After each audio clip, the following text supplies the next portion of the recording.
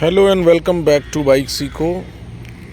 तो आज हम बात करेंगे ब्रेकिंग के बारे में। तो सबसे ज़्यादा देखो, आपको पता ही होगा भाई, जब हम सीख रहे होते हैं और पैनिक सिचुएशन में सबसे ज़्यादा हम क्या करते हैं, हार्ड ब्रेकिंग करते हैं। हार्ड ब्रेकिंग का मतलब होता है ब्रेक को इस तरीके से झटके से दबाना, है ना। तो और गिरते भी इसी वजह से सीखते टाइम, या सीखते टाइम नहीं भी, अगर आपको अच्छे से आपने कभी ब्रेकिंग पर काम नहीं किया या ब्रेकिंग की प्रैक्टिस नहीं करी है, तो मोस्ट ऑफ द टाइम लोग किस तरीके से करते हैं, जब हम सडन ब्रेकिंग में इस तरीके से ब्रेक लगाते हैं। देखो, दो तरीके होते हैं ब्रेकिंग के। एक तो आपको भाई पता है कि आपको सामने रेड लाइट दिख रही है ना, तो वहाँ आप क्या करोगे, पहले से अपना क्लच दबाया, आराम से जाके उस जगह पर रुक जाओगे, क्लच दबाया, ब्रेक शुरू करे और लगा लिया आपने, ठीक है। मगर लोग फंसते कहाँ पर हैं, सबसे ज़्यादा फंसते हैं हम सडन ब्रेकिंग में, ठीक है। अब सडन ब्रेकिंग की जब बात आती है ना, तो हर बंदा आपको एक बात बताएगा कि आप प्रोग्रेसिव ब्रेकिंग करो, ठीक है। प्रोग्रेसिव ब्रेकिंग बता तो दी, बट प्रोग्रेसिव ब्रेकिंग करनी कैसे है और ये होती कैसे है। तो आज हम बात करेंगे प्रोग्रेसिव ब्रेकिंग के बारे में, जो सबसे ज़्यादा सेफेस्ट होती है। अगर आपको सडन ब्रेक की ज़रूरत पड़े तो आपको प्रोग्रेसिव ब्रेकिंग करनी होती है। तो उसमें करना क्या होता है हमें, है ना।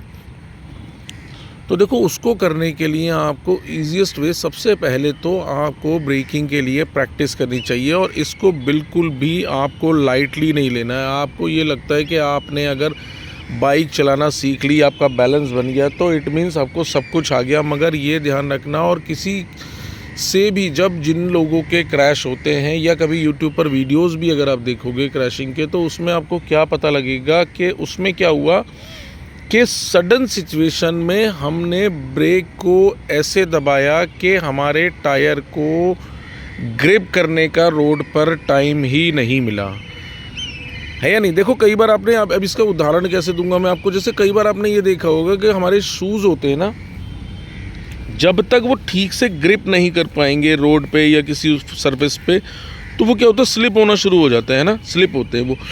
इसी तरीके से हर चीज़ को रोड पर ग्रिप करने के लिए एटलीस्ट 3 से 4 सेकंड चाहिए, या मतलब मजबूत ग्रिप चाहिए उस पर। अब मजबूत ग्रिप किस तरीके से बनेगी कि जब आप प्रोग्रेसिव ब्रेकिंग, मतलब आपने टायर को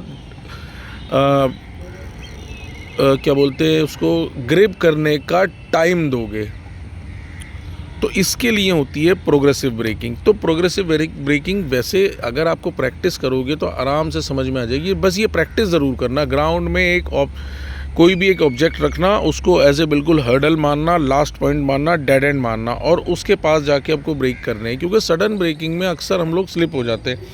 अब प्रोग्रेसिव ब्रेकिंग में आपको करना क्या होता है कि दोनों ब्रेकों को, फ्रंट को भी और रियर को भी, ये जो रियर ब्रेक होता है ना नीचे, सॉरी आज मैं शॉर्ट से और चप्पल में ही आ गया, थोड़ा काम था इस वजह से, तो मैंने सोचा चलो वीडियो बना के डाल देता हूँ आपके लिए।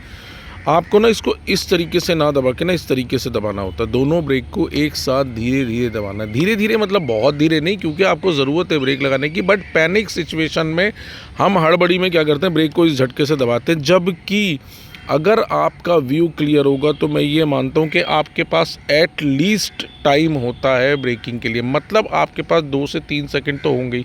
अगर आपका व्यू बहुत अच्छा है, आप अगर बिल्कुल ही मतलब इधर उधर देख के चला रहे हो, आपका ध्यान ही नहीं है राइडिंग पर, या अपने जो भी डेस्टिनेशन, मतलब जिस तरफ आप जा रहे हो रोड पे अगर ध्यान नहीं है, तो मैं मानता हूँ कि आपको टाइम नहीं मिलेगा सडन ब्रेकिंग का। बट अगर आपका व्यू अच्छे से वाइड, आप अच्छे वाइड एंगल पर अगर अपना व्यू रख रहे हो, तो आपको टाइम मिलता है ब्रेकिंग के लिए। तो इसके लिए आपको प्रोग्रेसिव ब्रेकिंग करनी होती है सडन सिचुएशन में। सडन सिचुएशन क्या होती है, मान लो अचानक से कोई बच्चा, कुत्ता या कोई भी जानवर हमारे आगे भागता हुआ आ जाए, तो जब वो भागता हुआ आएगा तो हमें क्या करना होता है, भागता हुआ जब आएगा तो हमें क्या करना होता है, उस टाइम पर प्रोग्रेसिव ब्रेकिंग करनी होती है। उसके लिए क्या करना होता है, हमें दोनों ब्रेकों को, पहली बात तो जब आप फ्रंट ब्रेक पर फिंगर्स रखो तो इस तरीके से हाथ नहीं रखना, आपको सिर्फ 2 फिंगर रखनी है, ठीक है। क्योंकि इसमें होता है हाइड्रोलिक और यहाँ होता है एक पिस्टन, पता होगा आपको। तो इसमें ऑयल चलता है, जैसे ही आप यहाँ क्लिक करते हो, पिस्टन जो होता है ऑयल को नीचे धकेलेगा ब्रेक में, और ब्रेक शू जो होते हैं वो इमीडिएट पकड़ बनाएंगे आपकी डिस्क पर।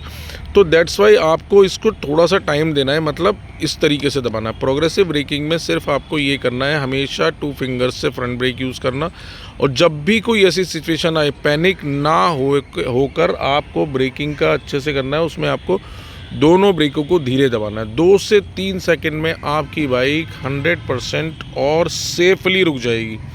आपको ज़रूरत ही नहीं पड़ेगी, ना आप स्किड होगे, सरफेस चाहे जिस टाइप का भी हो। मैं ये नहीं कहता कि आपके टायर अगर बिल्कुल गंजे हैं तो मतलब आपने टायर अच्छे नहीं लगवा रखे या तो इस वजह से हो सकता है, मगर वैसे अगर आप इस तरीके से ब्रेकिंग करोगे तो फिसलने के कोई चांसेस नहीं है और सेफली आप उस ऑब्जेक्ट से डिस्टेंस के साथ रुक भी जाओगे अगर आप इस तरीके से ब्रेकिंग करते हो। तो फ्रंट ब्रेक 2 फिंगर्स और इसको दबाना है इस तरीके से 2 से 3 सेकंड में, 2 सेकंड में भी आराम से आपकी बाइक रुक जाएगी। और इंजन ब्रेकिंग की बात अगर आती है तो प्रोग्रेसिव ब्रेकिंग के साथ में इंजन ब्रेकिंग होती है। इंजन ब्रेकिंग पे एक स्पेसिफिक वीडियो मैं बाद में बनाऊंगा क्योंकि वो थोड़ा सा मुश्किल है आपको समझाना, वीडियो लॉन्ग हो सकता है क्योंकि इसीलिए उसके लिए मैं अलग से वीडियो डालूंगा। इस वीडियो में इतना ही, धन्यवाद।